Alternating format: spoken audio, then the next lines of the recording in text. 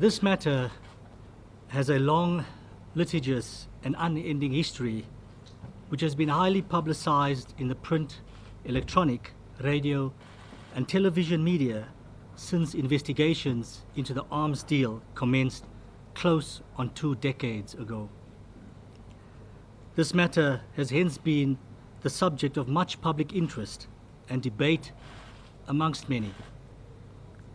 Mr. Zuma's matter has passed through the hands of all national directors, acting national directors and deputy national directors of public prosecutions in one way or another since the investigation into Mr. Zuma's alleged unlawful conduct first commenced by the National Prosecuting Authority's defunct Directorate of Special Operations. I would thus like to take the opportunity today to inform the nation of my decision in relation to representations I received from former President Zuma on 31 January 2018 in terms of the provisions of Section 179, subsection 2 of the Constitution to reconsider the decision to indict him on 16 charges of an 18-charge indictment. Mr. Zuma, if you would recall well, was indicted on 28 December 2007 on the following charges: 1 count of racketeering, 2 counts of corruption, 1 count of money laundering, and 12 counts of fraud. On 10 February 2009, Mr. Zuma's lawyers submitted written representations to former Acting National Director of Public Prosecutions, Mokotedi Mshe SC. On 6 April 2009, Mshe SC announced his decision to terminate the prosecution of Mr. Zuma. The very next day, on 7 April 2009, the National Prosecuting Authority withdrew the charges against Mr. Zuma in the Durban High Court. Mshe SC's decision of 6 April 2009 was taken on review. On 13 October 2017, the Supreme Court of Appeal declared Mshe SC's decision to terminate the prosecution of Mr. Zuma as irrational. The indictment served on Mr. Zuma in December 2007 thus stood.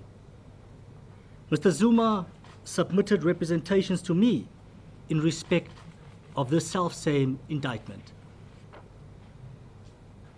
After the judgment of the Supreme Court of Appeal, I appointed a vastly experienced prosecuting team to peruse the evidence and advise me on Mr. Zuma's representations.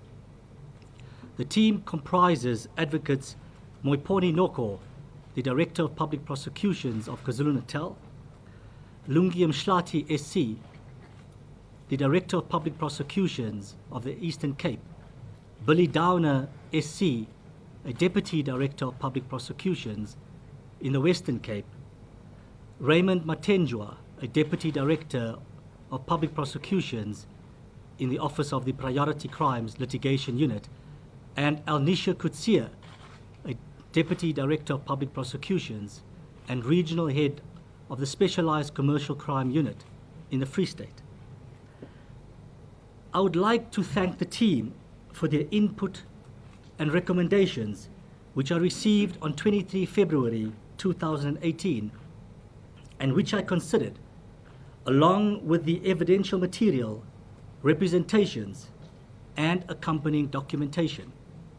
Mindful of the extraordinary long history of this matter, I always remain committed to bringing this matter to finality soonest.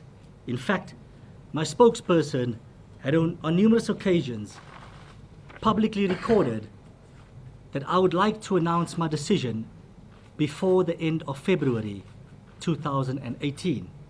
However, this was not to be due to a commitment I made to an NGO to provide them with a 2 weeks notice of my readiness to announce my decision.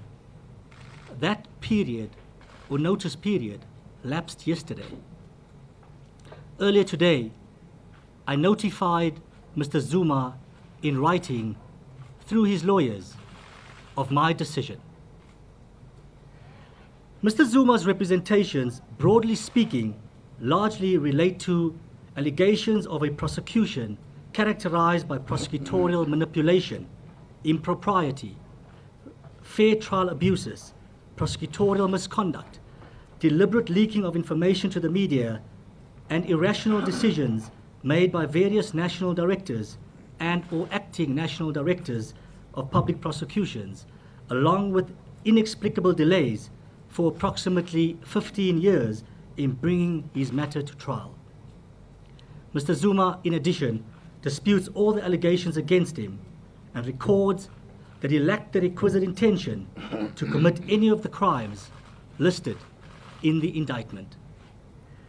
These allegations Mr. Zuma firmly places at the door of the National Prosecuting Authority some former national directors of public prosecutions, acting national directors, some in the leadership of the NPA, and some prosecutors and investigators. In this regard, justice must not only be done, but must also be seen to be done.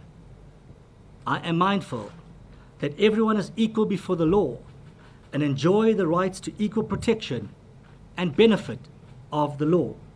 Similarly, the National Prosecuting Authority, in executing its constitutional and legal mandate, will ensure that alleged perpetrators of crime will be prosecuted without fear, favor, or prejudice, irrespective of their station in life. On the facts of this matter, and in the interests of transparency, the interests of the administration of justice, and in the interests of the National Prosecuting Authority, I am of the view that a trial court would be the most appropriate forum for these issues to be ventilated and to be decided upon. After consideration of the matter, I am of the view that there are reasonable prospects of a successful prosecution of Mr. Zuma on the charges listed in the indictment served on Mr. Zuma prior to the termination of the matter by Mshe SC. As a result, Mr. Zuma's representations are unsuccessful. The Director of Public Prosecutions, KwaZulu-Natal, will facilitate the necessary processes for Mr. Zuma and his co-accused to appear in court. Lastly, an application for the permanent stay of the prosecution of Mr. Zuma has recently been filed in the Cape High Court by an NGO.